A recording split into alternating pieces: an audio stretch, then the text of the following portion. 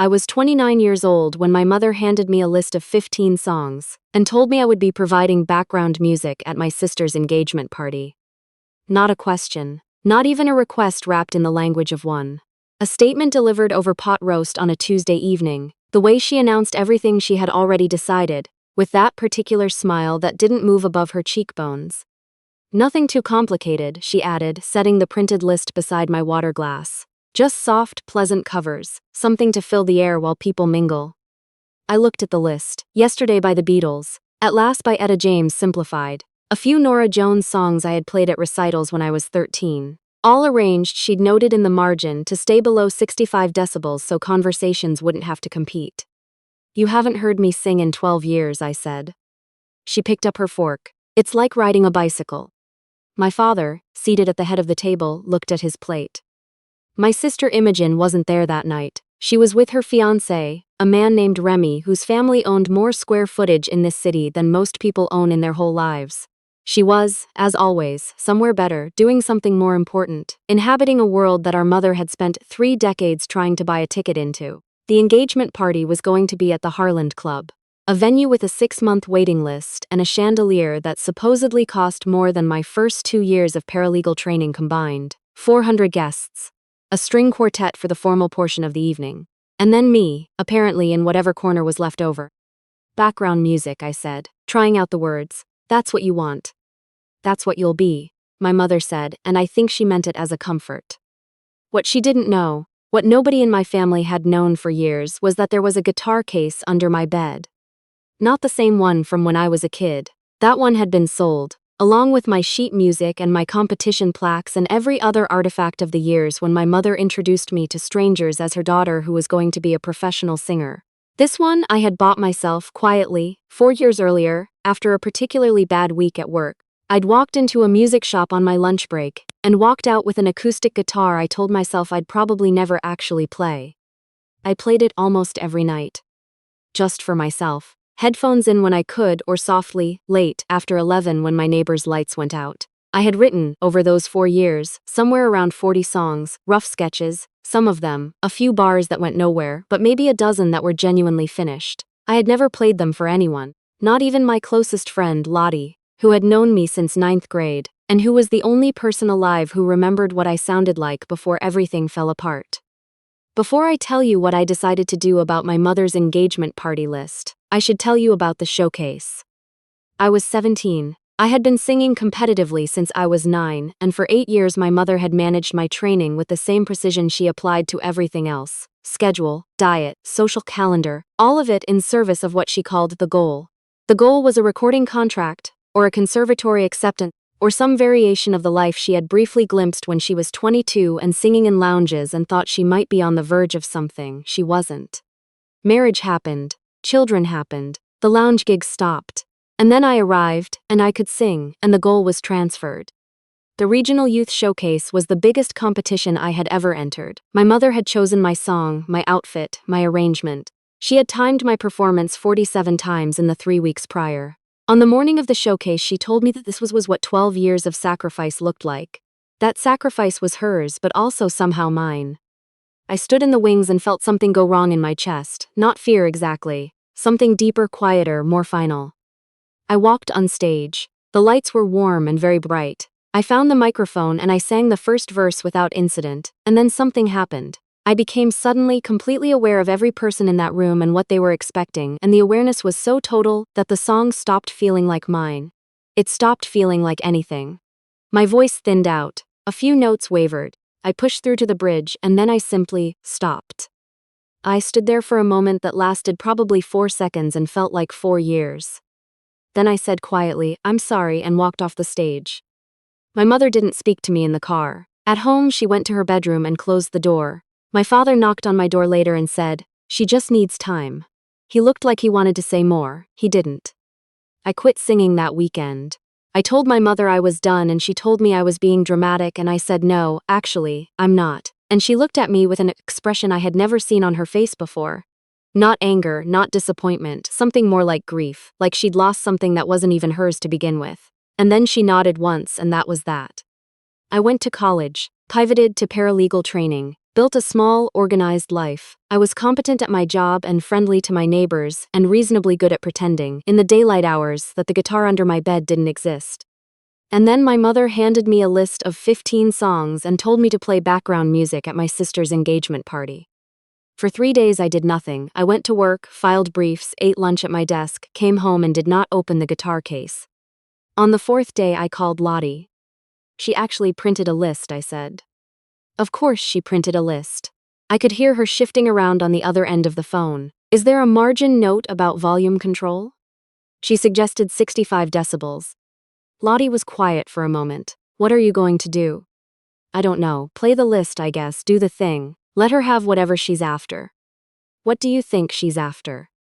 I had been turning this over for days. My mother wasn't cruel, exactly. She was a woman who had organized her entire sense of self around achievement, whose greatest achievement was supposed to be me, and when that didn't materialize, she reorganized around Imogen, and somewhere in that reorganization, I became a supporting character in a story I had once been the center of.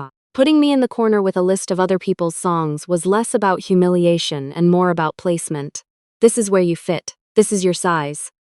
She wants to remind me where I belong, I said. Lottie was quiet again then, so don't go where she puts you. I sat with that for a while after we hung up. That night I pulled the guitar out from under the bed. The engagement party was 6 weeks away. I had written fragments of something over the past year. A melody I kept returning to. A chord progression that felt like it was waiting for words. I had never finished it because finishing it would have meant deciding what it was about, and what it was about was everything I had spent 12 years not thinking about. I finished it in 4 weeks. I worked on it every night after work, sometimes until 1 in the morning, sitting cross-legged on my bed with headphones plugged into a small amp, building the song one layer at a time. It wasn't technically complicated, three chords through most of it, the melody clean and direct. What took the time was the honesty. Every time I wrote a line that was close to true, I would stop and sit with it and feel how close it was and then decide whether I could go closer. Usually I could. Usually there was something truer underneath, something I had been carrying so long I'd forgotten it had weight. I called the song Inherited. 2 weeks before the party, I played it through completely for the first time, beginning to end, no stops. When the last chord faded, I realized I was crying and also smiling, which is a strange combination, but it's the only accurate description. I called Lottie and told her what I had written. Play it for me, she said. Not yet. Are you going to play it at the party? Yes, you do, she said. She was right. I had known since the night I finished it. The question wasn't whether. The question was how to hold my nerve. I arrived at the Harlan Club 2 hours before the guests. The venue was everything I had expected. High ceilings, pale stone floors, floral arrangements that probably cost more than my monthly rent. The string quartet was already set up near the entrance, running through their program with the efficient ease of people who had played 1,000 rooms like this one. A young woman with a clipboard found me and escorted me to my corner. It was genuinely a corner. Tucked behind a decorative screen near the bar, partially obscured by an arrangement of white orchids, a small wooden stool, a standing microphone adjusted to approximately chin height on someone who was 5'2", which I am not. The sound tech will keep your level low, the clipboard woman said. Your mother was very specific. She said ambient, not performance. Ambient, I repeated. She also said to let you know the cocktail hour ends at 7:30, so you'll wrap up around then. The formal program starts after dinner. She moved away before I could respond. I sat on the stool and adjusted the microphone. From where I was sitting, I could see most of the room, but the screen and the orchids meant that most of the room could not easily see me. I was, in the most literal sense, background. I had brought my own guitar, the one from under my bed, rather than the venue's loaner instrument. It was a small act of autonomy and it steadied me a little. I began with the first song on my mother's list. Soft, unobtrusive, exactly as requested. People arrived in clusters, took champagne from passing trays, found each other and talked. No one looked at the corner. I played through 4 more songs, smiled when a passing waiter caught my eye, kept my volume at whatever level the sound tech had set, which was barely audible over the conversation. My mother swept past twice without stopping. The second time she slowed, looked at me, gave the smallest nod, satisfied, everything in order. My sister arrived on the arm of her fiancé looking genuinely beautiful, genuinely happy, and for a moment I felt something uncomplicated, just love for her. just gladness that she was happy. We had never been close. She had occupied a different role in our family for so long that real closeness felt impossible. But she was my sister, and this was her night, and I wanted it to be good. Then Remy's mother arrived. I recognized her from photos my mother had shown me. A woman in her 60s, silver-haired, the particular kind of elegant that doesn't announce itself. She was the kind of person who funded things: concert halls, galleries, youth music programs. Her name was in the footnotes of 3 different arts foundations in this city. My mother had mentioned her 4 times in the past month, always with a reverence just barely disguised as casual reference. She moved through the room slowly, pausing to speak with people, not rushing anywhere. At some point she paused near the bar, near enough to my corner that I could see her face clearly, and tilted her head slightly. She was listening. I was in the middle of a Norah Jones song. I finished it, moved to the next one on the list. She stayed where she was. And then, I don't know exactly how to describe the decision. It didn't feel like a decision. It felt more like something that had been building for 6 weeks, for 4 years, for 12 years, arriving at the only place it could go. I played the opening chord of Inherited. The opening is quiet, just the guitar, a simple picking pattern, the melody sitting low in my voice, almost conversational. The first verse is about being 9 years old and understanding for the first time that your talent is not really yours, that it belongs to the person who heard it first and decided what it meant. 3 people near the bar turned. I kept playing. The second verse builds, the chords stay simple but the melody rises, and the words are more direct, and my voice was doing something it hadn't done in 12 years, which was trusting itself, not performing, just saying the thing. The conversation in the room began to quiet. I was aware of it the way you are aware of weather, peripherally, without looking directly. I kept my eyes on the middle distance, the way I used to do in my best competition performances when I was still capable of having those. I let the song be what it was. The bridge is the hardest part. It's about the showcase, about standing on stage at 17 and feeling the whole weight of someone else's dream pressing down through my chest, and the relief, even in the devastation, of finally stopping. I had not been able to sing that section without my voice breaking for the first 3 weeks of writing it. I sang it dry-eyed now, which surprised me. By the time I reached the final chorus, the room was quiet enough that I could hear my own guitar unamplified. I played the last chord and let it fade, and there was a moment of complete stillness, the kind that doesn't feel empty but full, and then the applause started. Not polite applause. Actual, spontaneous applause, the kind that has a momentum to it, that spreads from person to person like something contagious. I stood up from the stool, a little unsteady, and looked at the room for the first time. The screen and the orchids were still there but somehow irrelevant. A crowd had gathered, 20-30 people, champagne glasses lowered, all facing the corner. Remy's mother was standing very still, looking directly at me. Her expression was not what I expected, not polite appreciation, something much more serious than that. From across the room I found my mother's face. She was standing by a table near the window, very upright, her social smile in place and visibly requiring effort to maintain. The smile didn't reach her eyes, it barely reached her mouth. The rest of the evening is a series of moments I didn't plan for. Remy's mother came directly to me while the applause was still settling. She asked about the song with the focused attention of someone who takes music seriously. I wrote it, I told her. She held my gaze for a moment. Is that the only original piece you have? No. How many? I thought about the guitar case, the 40 songs, enough, I said. She pressed a card into my hand and told me she chaired the board of a youth arts foundation that ran an annual concert series. We've been looking for a songwriter in residence, she said. I'd like to have a real conversation. I looked at the card. Then I looked up and my sister was there, and her expression was nothing like I expected. Wide open, luminous, the way she'd looked when we were very small before the distance had grown between us. You wrote that, she said.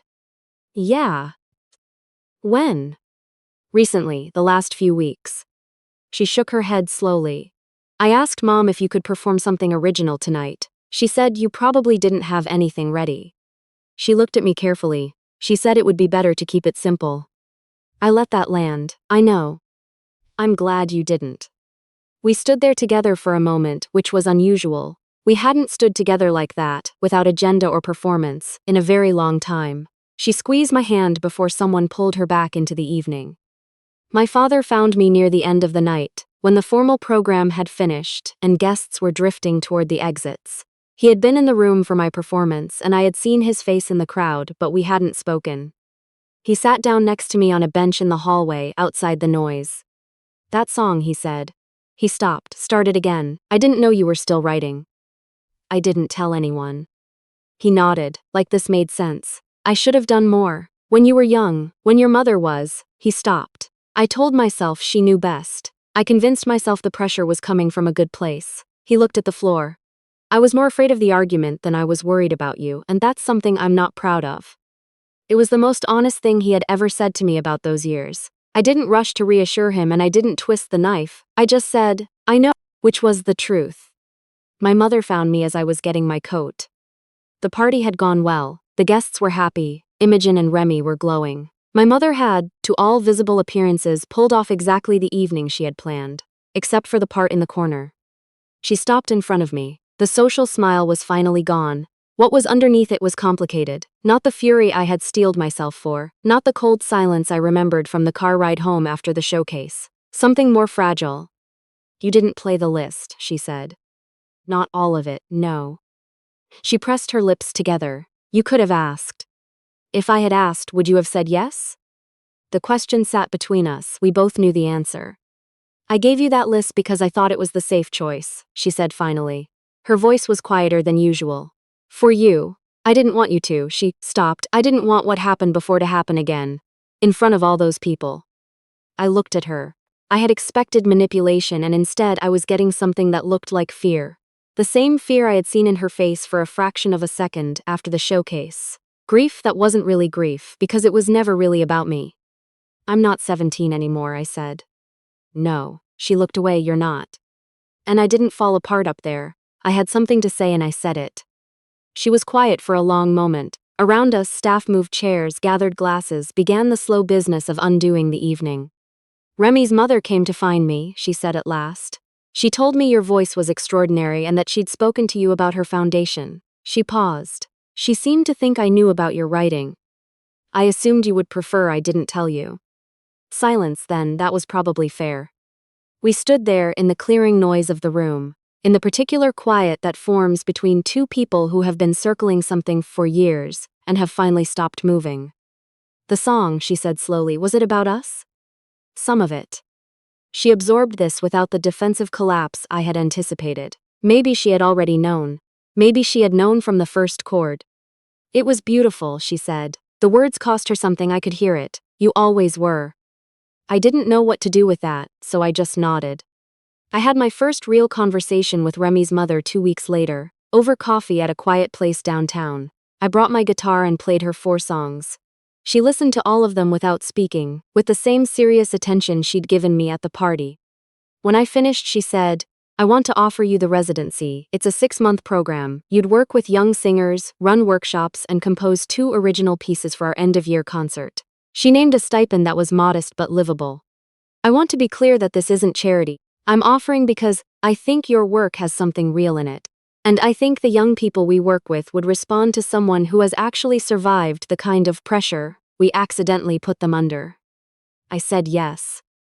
I called Lottie from the parking lot, and she screamed loud enough that I had to hold the phone away from my ear. I did not call my mother that day. I called her the following week, after I'd had time to settle into the reality of it. She was quiet on the phone when I told her, and then she said, carefully, like someone learning a new language, "That sounds like a good fit for you."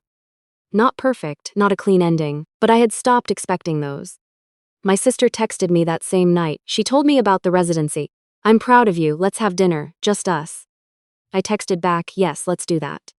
The residency started in September.